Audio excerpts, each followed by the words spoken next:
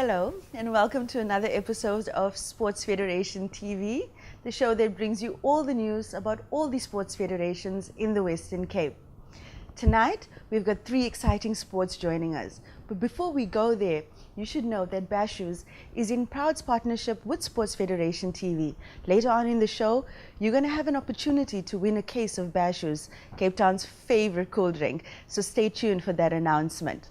Now, first up, from the sport of badminton, we have Glenn Stockwell and James McManus joining us to give us some insight into their sport.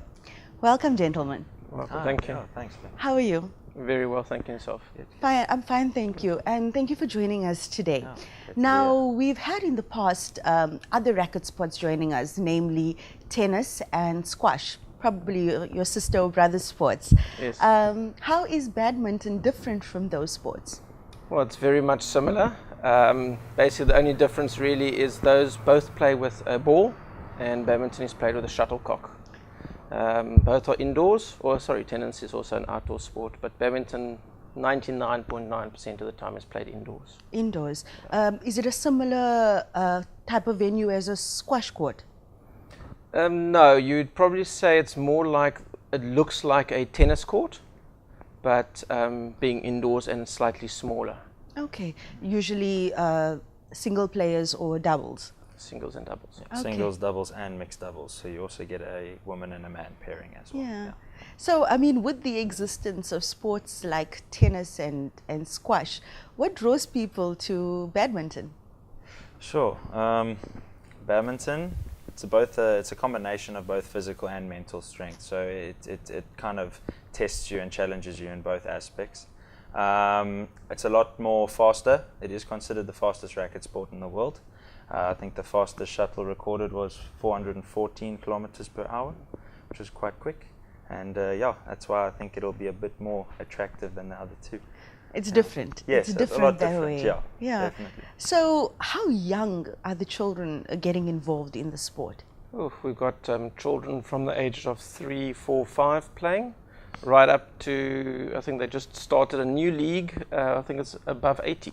So Wow, so above 80. Yeah. Wow. No, definitely. Okay, so just a little bit more then about you said 3 and 4 year olds are getting involved in the sport. So the schools in the Western Cape, how well is the sport represented at the schools? From the junior school level, we don't have any official setup.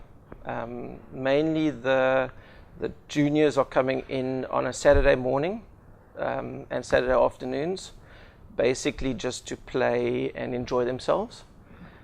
But then from the high schools, we do have that in the schools leagues. And that's where you get from your 15 up to your 18-year-olds playing. Okay. Glenn, you are an administrator and a player. I'm the chairperson of Western Province Badminton, yes, and I'm a player as well as on the committees and helping out wherever you possibly can, as well as in the clubs as well. And with you, James, what's your involvement? Mostly playing. I've only recently got into more the committees and helping out in They roped you administration. in. Yes, they did get me in. But I've been a player. I'm a national player currently. I just came back from the All Africa Champs in Johannesburg.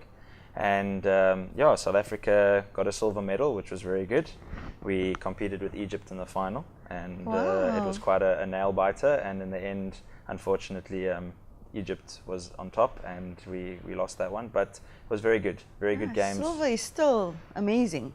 No, it was very good. A good result from everyone. Yeah, it was very good. How do you think, when you hear about the countries that excel in the different sports, what would you attribute to it? What do you think Egypt maybe had over the South African team? I think a big part of it is funding. Egypt has the funding and the backing to be able to travel internationally and get exposure. They play a lot more tournaments than us, which helps a lot with fund. Well, they have the funding, and South Africa, we play as much as we can to get as much exposure as we can and try compete at that level. Okay, then silver is still excellent considering the circumstances. Yes. Well done to you guys on you. that. Glenn, how well is Western Province doing nationally? Nationally, I think we've got a few challenges. From a representation point of view, we've got a couple of players that are representing our South Africa. We had a junior that now went off to the World Junior Champs, which was in Spain last year. She's 17, she's still at school. And she also went to the All Africa Junior Under-19s in Morocco.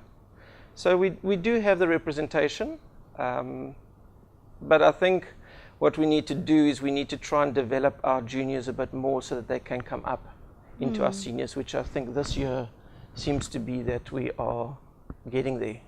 So the development would be happening through the leagues then? Yes. How many active leagues do you have in the Western Cape?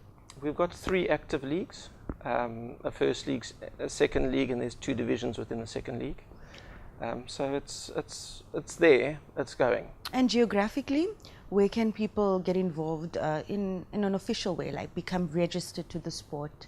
Look, badminton is played throughout South Africa. In Cape Town, it's mainly centered around Cape Town area, but then we also have the Boland area, which also has a lot of teams. But in Cape Town, you can go from your Bellville area around to Komaki, where people are playing. So the whole area is covered. Okay.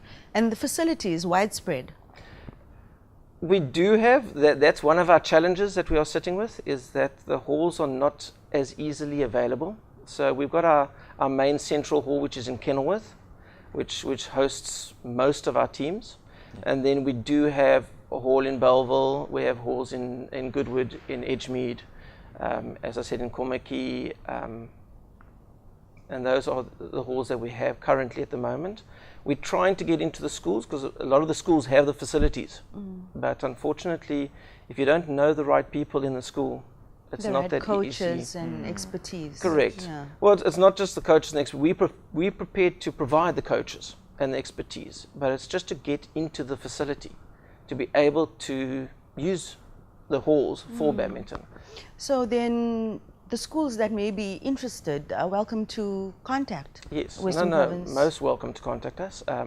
They can contact us on WP Badminton at mweb.co.za, or they can phone our offices on 021 671 5233.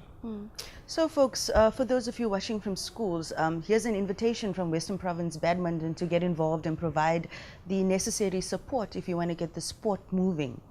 As a player, is player the right word for a high-performance badminton? Yeah, I'll take a player. You'll take player. Yeah, no, okay. perfect. How long have you been involved in the sport? I've been playing for 10 years now, and I started in my grade 8 year at school. Mother took me to the hall. I looked at the sport first, and I said to myself, coming from rugby and cricket, I looked at it and I'm like, no. You do look like a rugby player, actually. And then I said, no, Mom. So she took me away, and then she brought me back, and she said, just hit a bit. As soon as I struck my first shuttle, I fell in love with the game, and I've been playing ever since. Lovely. Yeah. Is it an expensive sport to be involved in, on the real? I would say so. Shuttles nowadays, they're not coming cheap, and we have to import them from overseas. So there is a bit of a cost behind shuttles. The equipment and rackets, if you want to play at a top level, it will get a bit expensive. But if you're just there to have a social event and play and enjoy the game, it won't be that expensive for you to play. So there are the tools that are available to you just to come and experience the game and play at a social level. And second-hand equipment, I presume, would be made available to developing players? Most definitely. Okay. Yes. James, you are also the chairman of the First Division League, or the First League, Badminton's First League. Yes. What is that role? What is your role and responsibility there? Okay, so basically I'm the First League coordinator. So I just see that the matches and the teams are basically on the level of First League, that they commence at the right times, and that they are continuous. I also keep the scores and the records and the logs, and basically try and promote the higher level of badminton in the province. So that's my role as First League coordinator. Okay. Yeah. And it's difficult to be an administrator and a player. It's very difficult. So well done to you on availing yourself for that as well. Very few players want to get involved in administration for obvious reasons. Yes. Glenn, Cape Town is geared to host some exciting tournaments. Yes. Would you elaborate on those? Well, in July we'll be hosting what we classify as sort of our biggest juniors tournament, which is our under-19s. So they are obviously the top of the junior level before they go into the seniors. That will be hosted at Belhar, and that will be on the 15th to the 22nd of July this year. If you want to see exceptionally good badminton from the junior players, that is a place to go. Definitely. And the quality, I think, from those players are top notch. Can you repeat the venue and the dates for our viewers? It's the Belhar Sports Centre. The date is the 15th to the 22nd of July. 22nd of July. Yeah. Okay. Is it generally a winter sport? Very much so, yes. It's a winter sport. Okay. Ooh. So most of your activities will culminate in the winter season? Most of the clubs actually continue playing throughout the year. Our season runs from April to October, but as I said, the players enjoy playing. So whether the leagues are actually running, they're still playing themselves. Okay. Which is great fun. You mentioned one of the hurdles that you have to development and growth. What other hurdles are you experiencing? And I'm sure sponsorship might be one of them. Well, as James mentioned, the shuttles are very expensive. We're talking about roughly 30 Rand for one shuttle, which lasts about 15 minutes.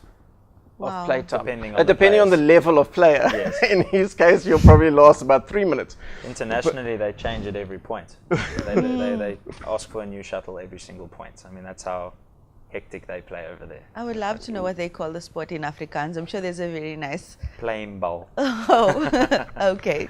So yes, the cost of badminton is quite expensive, depending on the level that you play at. But we try to find funding. The sports councils and those guys are helping us out a lot. Western Cape Sports Council, they provide funding. Government provides funding. So DCAS and those kind of structures. Yes. But unfortunately, those funds are not enough to make the sport viable for everybody, and also send our players to tournaments. Yes. Because there's about 11 tournaments in a year, and we would like all our players to go to these tournaments, but unfortunately everything is self-funded, and that's what makes it very difficult. I mean, the players that excel in the sport of badminton, they can go pretty far. You mentioned before we started that the sport is also invited to the Olympic Games, which is every athlete's dream. Has South Africa ever qualified to be there and for the sport of badminton? Yes, we've had a few teams ever since I think the first ever Olympics that we played at. I think it was, if I'm not mistaken, it was 2000. That's the first one we qualified for. We sent a singles player to Rio 2016, and he did exceptionally well over there. Oh, we've got some photos actually. Let's have a look at the photos and we can show the world how amazing your players are. You want to tell us about who those individuals are? Yes, so that was the team that recently played in the All Africa Championships in Johannesburg earlier this year. So that's our oldest player, Michelle Butler-Emmett. She has the most experience in the team at the moment. Our manager, Dr. Klaas Visser, in the right-hand corner, and next to him is our coach, Chris Dednam, our national coach, and a few juniors. Jonita Scholes is third from the left, and Bongani van Bodenstein at the back there, standing next to myself. And the other players, Andries Malan, Cameron Kutzer, really great people, great team, young. Got a lot of potential for the future. So are men given the privilege to compete against women in the sport? No. There's in the mixed doubles, yes. So that's the only time when you'll have a man and a woman against each other is in the mixed doubles. The men are still developing. Hey, not good enough yet for the not good enough yet. Okay, so you mentioned your website earlier. You've got a Facebook presence as well. Yes, there is. There is a Facebook page. I'm not sure what it is. I don't go off on Facebook very often. Yeah. We do have a First League page as well, and that's just First League Facebook. Just look for First League Badminton, Western Province First League, and you'll find that. Okay. Yeah. Thank you for all you do for your sport. And thank you for coming and sharing the story with us. We hope you'll return to give us some feedback after the tournaments that are coming up. Definitely. We will definitely do so. Thank you. Okay. Okay, folks, so that's all from badminton now. But after the break, we're going to be joined by two other sports. South African Football Association is here to chat schools leagues. And believe it or not, Klavajas from Western Cape is also here, so don't go anywhere.